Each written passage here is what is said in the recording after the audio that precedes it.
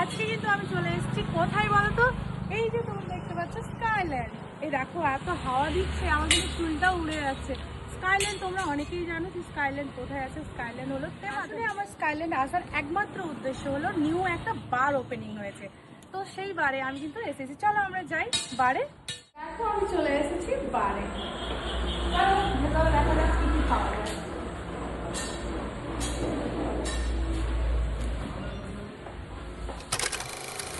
ঘুরো এবারে। হ্যাঁ, ওয়াও, দেখো প্রত্যেকটা ড্রিঙ্কস কিভাবে সাজানো আছে, বুঝতে পারছো তোমরা?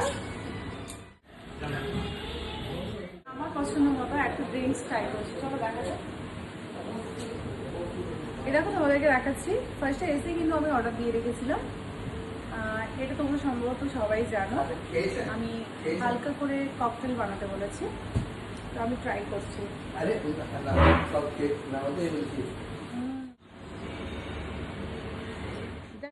তো আমি তো এসে আমার পছন্দ মতো ড্রিঙ্কস করেছি, তোমরা চাইলে কিন্তু তোমাদের পছন্দ মতো ড্রিঙ্কস করতে পারো, কারণ প্রচন্ড অ্যাভেলেবেল স্টক এখানে আছে।